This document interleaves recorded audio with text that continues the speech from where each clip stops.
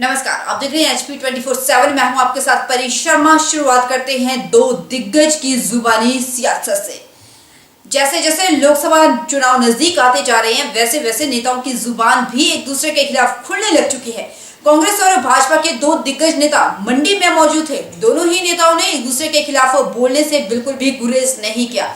एक और जहां सरकार में डिप्टी सीएम के पद पर तैनात मुकेश अग्निहोत्री ने नेता प्रतिपक्ष पर कई आरोप लगाते हुए यहां तक कह दिया कि उनमें दम था और उन्होंने कर दिखाया, यानी कि जयराम सरकार को सत्ता से बाहर का रास्ता उन्होंने ही दिखाया। प्रदेश सरकार के डिप्टी सीएम मुकेश अग्निहोत्री भाजपा पर निशाना साधते हुए कहा कि भाजपा नेता में बहुत बेसब्री हो गई है। पहले वो कहते थे कि हमें सत्ता से बाहर किया ही नहीं जा सकता। जब प्रदेश की जनता ने उन्हें बाहर का रास्ता दिखा दिया तो अब उन्हें बेसब्री हो गई है। कभी दुहाई देने लगते हैं कि हम राज में आने वाले हैं, कभी दुहाई देने लगते हैं कि कांग्रेस की सरकार फेल हो चुके हैं। मुकेश अग्निहोत्री ने कहा कि जब भाजपा की सरकार गई तो उन्होंने हिमाचल में ऐसे हालात पैदा कर दिए कि जिन पर काबू पाने के लिए 1 साल का समय लग गया। 92,000 करोड़ रुपए का कर्ज और देनदारियां जयराम सरकार दे गई। कर्जे का ब्याज देना ही प्रदेश सरकार के लिए चुनौती बना हुआ है। जब प्रदेश की जनता ने उन्हें बाहर कर दिया, अब बहुत बेसब्री हो गई है। लगातार कभी दुहाई देते हैं कि हम राज में आने वाले हैं, कभी दुहाई दे रहे हैं कि कांग्रेस पार्टी की सरकार फेल हो गई है, और कभी कहते हैं कि कांग्रेस ने ये वायदे किए थे पूरे नहीं हुए। लेकिन मैं आपसे ये कहना चाहता हूं कि जब ये सरकार गई भारतीय जनता पार्टी की, उन्होंने हिमाचल प्रदेश में ऐसे हालात खड़े कर दिए जिस पे काबू पाने के लिए लगभग 1 साल का समय लग गया। 92,000 करोड़ रुपए का कर्जा और देनदारियां जयराम सरकार दे गई। भारी भरकम कर्जा जो है पीछे छोड़ गई। कर्जे का ब्याज ही देना जो है एक चुनौती बना हुआ है। कर्मचारियों का 10,000 करोड़ रुपए की घोषणा कर दी, लेकिन वो पैसा कर्मचारियों को दिया नहीं। लेकिन हमने सबसे अपने कर्मचारियों से हमने वायदा किया था। जो सबसे बड़ा मसला था हिमाचल प्रदेश के कर्मचारियों का, हमने कहा था कि हम आपको ओल्ड पेंशन स्कीम देंगे। इन्होंने तो इनकार कर दिया था। भाजपा ने तो स्पष्ट तौर पे इनकार कर दिया था कि हम कर्मचारी को ओल्ड पेंशन स्कीम नहीं देंगे। डिप्टी सीएम मुकेश अग्निहोत्री ने कहा कि ओपीएस को लागू करने के लिए भी कलेजा चाहिए। जिसको लागू करने के लिए मोदी सरकार ने भी इनकार कर दिया, वो हमारी सरकार ने कर दिखाया। महिलाओं को भी 1,500 रुपए हम ही देंगे। आप लोगों ने अपने समय तो दिया ही नहीं कुछ। डिप्टी सीएम मुकेश अग्निहोत्री ने नेता प्रतिपक्ष जयराम ठाकुर के उस बयान पर कहा कि डिप्टी सीएम चुप क्यों हैं, पर पलटवार करते हुए कहा कि मैं उनसे पूछना चाहूंगा कि जब मैं विपक्ष नेता था तो मैं लड़ाई लड़ता था, तो आप क्यों किसी और का कंधा तलाश रहे हैं? मेरा कंधा क्यों तलाश रहे हैं? मुकेश अग्निहोत्री कांग्रेस पार्टी को 5 दफा का एमएलए है और कांग्रेस पार्टी की बदौलत आपके सामने खड़ा है। मुकेश अग्निहोत्री ने अपने दम पर लड़ाई लड़ी। पार्टी ने मुझे नेता प्रतिपक्ष बनाया, जिम्मा दिया था कि जयराम सरकार को सत्ता से हटाना है। हमारे में दम था तो हमने हटा दिया।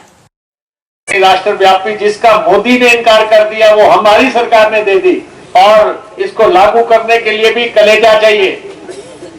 हमने लागू किया है और हमारी प्रतिबद्धता है हिमाचल प्रदेश के कर्मचारियों के प्रति। आजकल आपके पास आ रहे महिलाओं को कहते हैं आपको 1,500 रुपए दिया कि नहीं दिया। घर घर जाते हैं, जयराम जी आपके पास भी आते होंगे, और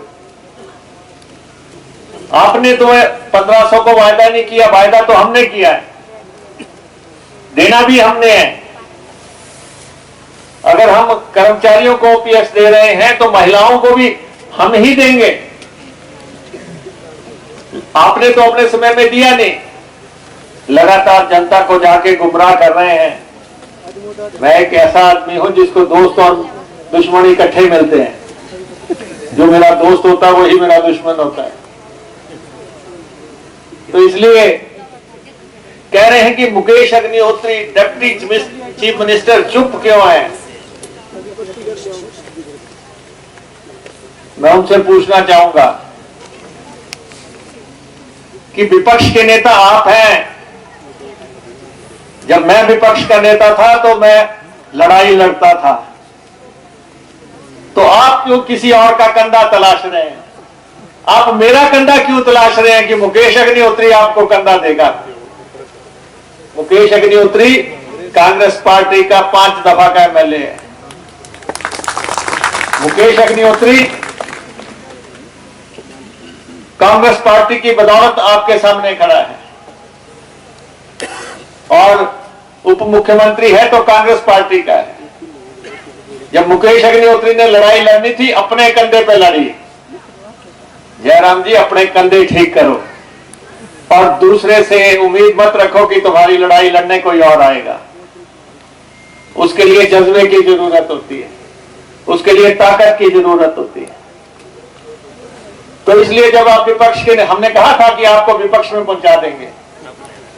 मेरा जिम्मा था जयराम जी को सत्ता से हटाना। मुझे पार्टी ने प्रतिपक्ष का नेता बनाया था, जिम्मा दिया था कि जयराम को सत्ता से हटाना है। हमारे में दम था, हमने हटा दिया। उप मुख्यमंत्री मुकेश अग्निहोत्री ने अधिकारियों को साफ तौर पर कहा कि पीने के पानी के नल के लिए किसी भी आम आदमी को कोई परेशानी नहीं होनी चाहिए। हर व्यक्ति का नल लगना चाहिए। सरकार के अभी 4 साल बाकी है। सपने देखने वाले मुंगेरी लाल के सपने वो सपने ही रहेंगे। यहाँ पर प्रदेश में स्थिर सरकार है और निसंकोच होकर अपनी हम तक पहुँचाए। उन्होंने कहा कि मंडी जिला के प्रशासन और अधिकारियों को चेताया है कि उन्हें मंडी से बहुत शिकायतें आती हैं। अब कांग्रेस की सरकार आ चुकी है, लीडरशिप को वैल्यू दो, लीडरशिप की बात मानो। और पीने के पानी की तो मैं यहाँ पे एक्सीएन कौन है, हमारे एक्सीएन और एसडीओ साहब, नलके के लिए किसी को दिक्कत होनी नहीं चाहिए, किसी घर में दिक्कत नहीं होनी चाहिए। हमारी कोई बहन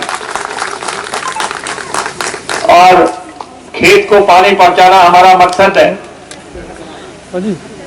वो समय चला गया जब कंधे पे पाइपें उठा के चलते थे कि इसको दे दो, उसके नहीं लगेगा नल का। हर व्यक्ति के लगेगा, कांग्रेस, बीजेपी, कम्युनिस्ट, बसपा, आप, बाप, कोई भी हो, लेकिन उसके घर आंगन तक उसको नलका लगा के देना। और अपने अधिकारियों और कर्मचारियों से मेरा ये आग्रह है, ये जनता की सरकार है, गरीब की सरकार है। इनकी बात जो है दिल लगा के सुने और इनको जो है जो भी डिमांड है इनकी, जो ये चाहते हैं, उसके मुताबिक जो है मंडी से यहाँ पे मुझे बड़ी शिकायतें आती है। मंडी के प्रशासन से मैं कहना चाहूंगा, मंडी के अफसरों से मैं कहना चाहूंगा कि तू भी बदल पलक, जमाना बदल चुका है, सरकार बदल चुकी है, कांग्रेस की सरकार आ चुकी है। जो काम करने हैं लीडरशिप को पूरी वैल्यू दो, लीडरशिप की बात मानो। और गांव में भी नेता होता है, इलाके में भी नेता होता है। ये जो दूरगामी रिश्ते रखने की कोशिश हो रही है कि ये आए तो ठीक है, नहीं तो आगे को अगला जो है हिसाब किताब जो ठीक रखने की कोशिश करने की प्रयास कुछ लोग कर रहे हैं, उनको इसी राज में दुरुस्त कर दूंगा मैं। मंडी में सियासी घमासान मचना शुरू हो चुका है। एक ओर प्रदेश सरकार और दूसरी ओर पूर्व सरकार अब आमने सामने आ चुकी है। मौजूदा सरकार के डिप्टी सीएम ने जहां नेता प्रतिपक्ष पर जमकर हल्ला बोला, वहीं नेता प्रतिपक्ष भला कैसे पलटवार करने से पीछे रहे। ऐसा हो ही नहीं सकता। नेता प्रतिपक्ष ने जहां बेरोजगारी और जेओआईटी के मुद्दे पर सुख को खूब घेरा, वहीं उन्होंने जनमंच की नकल वाले कार्यक्रम पर यहां तक कह दिया कि नकल के लिए भी अकल होनी चाहिए। पहले आपको सुनाते हैं बेरोजगारी के मुद्दे पर क्या कहा, आइए सुनते हैं और उसके बाद देखिए ये खास रिपोर्ट। आज भी मैं देख रहा था मंडी के पूरे शहर के अंदर हमारे नौजवान साथी जिनको ये वादा किया था कि हमारी सरकार बनेगी, यानी कि कांग्रेस की सरकार बनेगी, तो कैबिनेट की पहली बैठक में 1 लाख नौकरी और 5 साल में 5 लाख नौकरी दी जाएगी। और उसी संदर्भ में आज की हालात की अगर हम बात कहें कि 13 महीने की सरकार के इस कार्यकाल में नौकरी किसी को मिली नहीं, बल्कि नौकरियां उल्टे छीनी गई। लगभग 10,000 से ज्यादा आउटसोर्स में लगे हुए कर्मचारियों को घर का रास्ता बता दिया गया। 10 महीने से उनकी सैलरी उनको नहीं मिल पाई।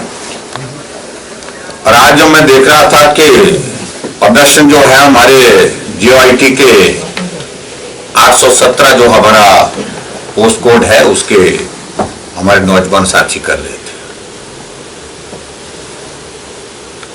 वो लड़ते लड़ते सुप्रीम कोर्ट से भी जीत करके आए और हाई कोर्ट ने आदेश किया है। नवंबर के महीने में जो मुझे जानकारी मिली है उस निर्णय के मुताबिक उनको गवर्नमेंट को कहा गया कि 3 महीने के अंदर इनके रिजल्ट निकाल दिए जाए।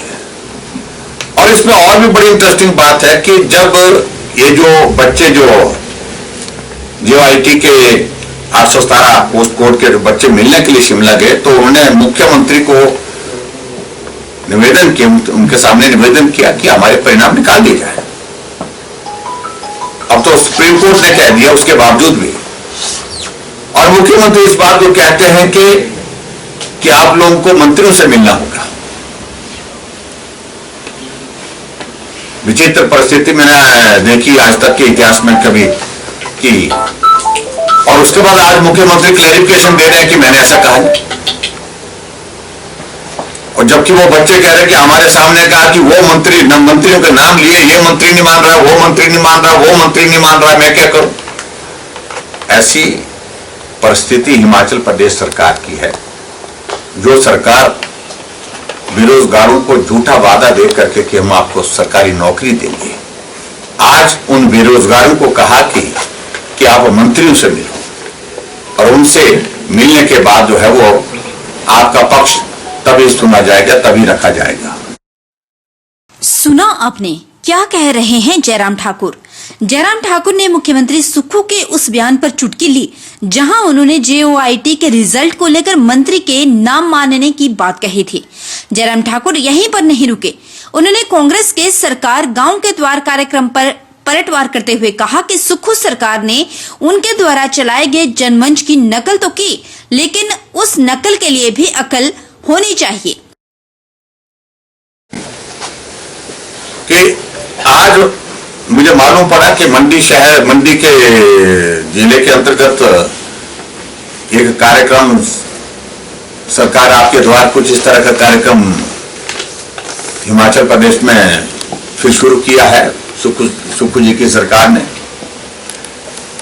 उनकी परेशानी क्या है आखिरकार। जनमंच जो हमने शुरू किया था और ऐसा एक कार्यक्रम था जिसमें प्री जनमंच होता था, आदि समस्याएं लोगों की उसी में ही सॉल्व हो जाती थी। अधिकारियों को मालूम होता था कि अगर हमने यहां समस्या का समाधान नहीं किया तो वहां पर मंच पर हमको जाकर के समस्या का समाधान करने के लिए काम करना पड़ेगा, अपनी बात कहनी पड़ेगी, इसलिए पहले ही हो जाती थी। और यहां इस कार्यक्रम को एक तरह का जनमंच की नकल करने का प्रयत्न किया गया है। मैं तो ये कहूंगा कि भाई नकल आप करिए, लेकिन नकल के लिए भी थोड़ी अकल चाहिए होती है।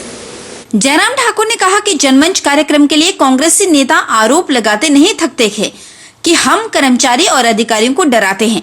उन्होंने कहा कि अगर हम डराते थे तो आप क्या कर रहे हो। आपने तो नगवाई में हुए इस कार्यक्रम में एफआईआर तक करवाने और सस्पेंड करने की बात तक कह दी। अभी हाल ही में नगवाई में वहां पर जाकर के एक मंत्री गए, वहां पर आदेश किया कि तुमको सस्पेंड कर देंगे, तुम्हारे खिलाफ कंप्लेंट कर देंगे, एफआईआर कर देंगे, यहां तक नौबत आई। हमें तो कहते थे कि आप अधिकारियों को वहां पर डराते धमकाते, तो आप तो बहुत बड़ी वहां पर जो है वो धूप बत्ती जला करके उनकी पूजा कर रहे हैं जैसे। बहुत ही दुर्भाग्यपूर्ण परिस्थिति है आपको बता रहा हूं मैं, और इससे लोगों की समस्याओं का समाधान नहीं होगा। समाधान का तरीका बहुत बेहतरीन ढंग से हमने जो निकाला था वो एक रास्ता था। मैं इस बात को कह रहा हूँ 50,000 से ज्यादा समस्याओं को सुना, समस्याओं का समाधान हुआ। और हिमाचल प्रदेश में ये कार्यक्रम कोविड के दौरान के सिवाय लगातार हर महीने का अंतिम रविवार होता था जब जनमंच हुआ करता था। इसलिए मैं यही कहूंगा कि हमारे कार्यक्रम की नकल करने की कोशिश की गई है, लेकिन उसके बावजूद वो जमीनी स्तर पर जो है उसमें जो लोगों की समस्याओं के समाधान की संभावनाएं बहुत कम है, ये मैं दावे के साथ कह सकता हूं। नेता प्रतिपक्ष जयराम ठाकुर यही नहीं रुके। नेता प्रतिपक्ष जयराम ठाकुर ने प्रदेश की कांग्रेस सरकार पर जमकर हमला बोलते हुए कहा कि 1 साल के कार्यकाल में कानून व्यवस्था पूरी तरह से चरमरा चुकी है। हर रोज मर्डर और नशे की घटनाएं सामने आ रही है। मुख्यमंत्री का कोई भी नियंत्रण नहीं है। हिमाचल प्रदेश में पहली बार इस परिस्थिति बनती है कि इंडस्ट्रियलिस्ट ये लिखकर दे रहे हैं कि हम आपके प्रदेश को छोड़कर जा रहे हैं। नेता प्रतिपक्ष जयराम ठाकुर ने प्रदेश की कांग्रेस सरकार पर जमकर हमला बोलते हुए कहा कि 1 साल के कार्यकाल में कानून व्यवस्था पूरी तरह से चरमरा गई है। हर रोज मर्डर और नशे की घटनाएं सामने आ रही हैं। मुख्यमंत्री का कोई नियंत्रण नहीं है। हिमाचल प्रदेश में पहली बार इस तरह की परिस्थिति बनती है कि इंडस्ट्रियलिस्ट यह लिखकर दे रहे हैं कि हम आपके प्रदेश को छोड़कर जा रहे हैं। हर रोज घटनाएं घटित हो रही है, मर्डर की, गोली चलने की, नशे की, सारी जो घटनाएं इस प्रकार से बढ़ी हैं पिछले 1 साल के कार्यकाल में। कोई भी कंट्रोल नहीं है।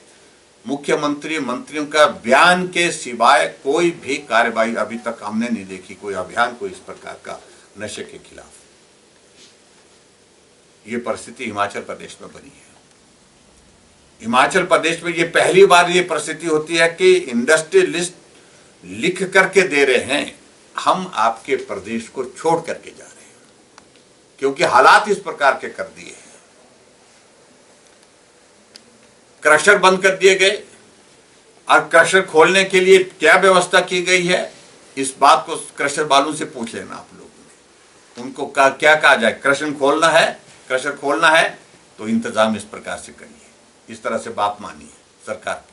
वहीं नेता प्रतिपक्ष जयराम ठाकुर ने कहा कि त्रासदी के दौरान जहां हजारों लोग बेघर हो गए, 450 से ज्यादा लोग मौत का शिकार हो गए और सीएम यह घोषणा करते हैं कि आपदा का सबसे बड़ा पैकेज अगर किसी ने दिया है तो उन्होंने दिया है। जयराम ठाकुर ने कहा कि आज अगर किसी भी आपदा प्रभावित क्षेत्र में जाएंगे तो 90% लोग ऐसे हैं जिनका नुकसान हुआ है और उन्हें अभी तक कोई मुआवजा नहीं मिला है। मुआवजा उन्हें मिला है जिनका नुकसान हुआ ही नहीं है या कम नुकसान हुआ है और वे किसी दल विशेष के हैं, और यह त्रासदी के दौरान सबसे बड़ा भ्रष्टाचार सामने आएगा।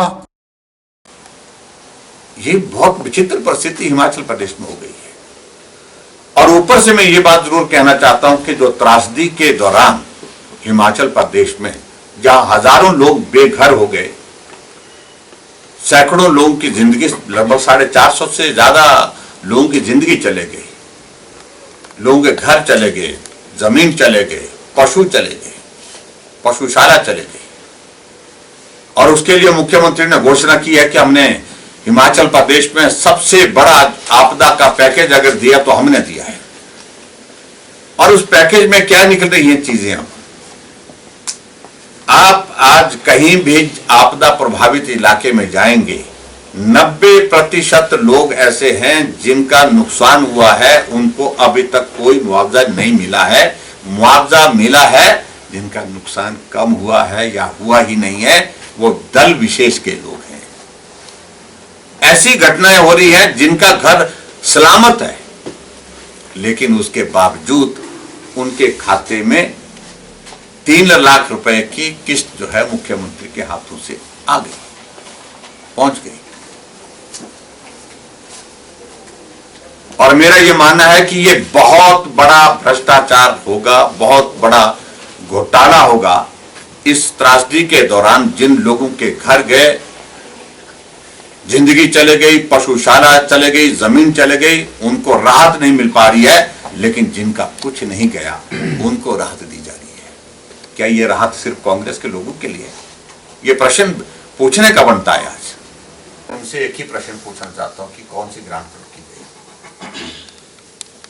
अगर सच कहने की हिम्मत है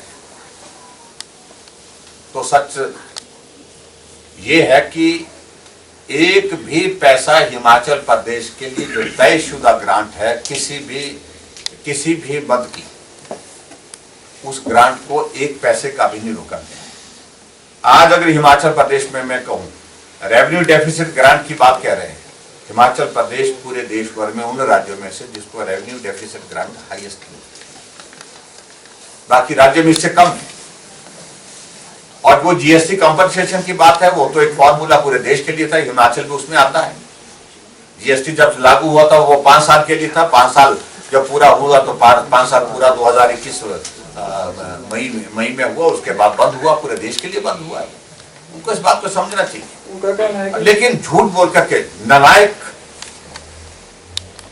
अपने आप और दोष जो है वो केंद्र सरकार के ऊपर फोड़ रहे हैं।